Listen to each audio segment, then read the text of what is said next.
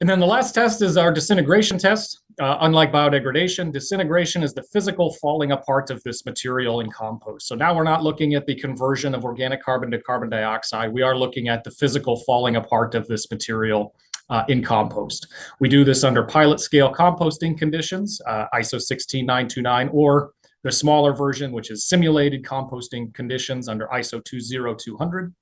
This has an input concentration of 1%. The compost is incubated for 84 days or 12 weeks. And at the end of that period, all of the contents of the compost is sieved over 2 millimeters, and the entire contents is sorted through, and individual pieces of material are looked for.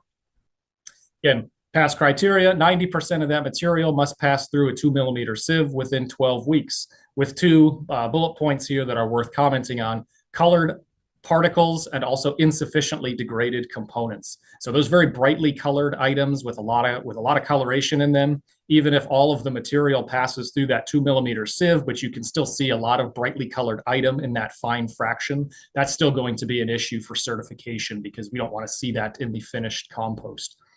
Similarly, for insufficiently disintegrated components, if you can, even if a material has reached the 90% mark, but you can still identify a discrete component of an item that has not disintegrated, that will also represent a problem for certification. A couple examples on that would be the vacuum seals on coffee bags, or we also had an example of coffee capsules where the rim of the coffee capsule remained after the 84 weeks. All the rims of the coffee capsules remained, even though the material had reached that 90% disintegration mark.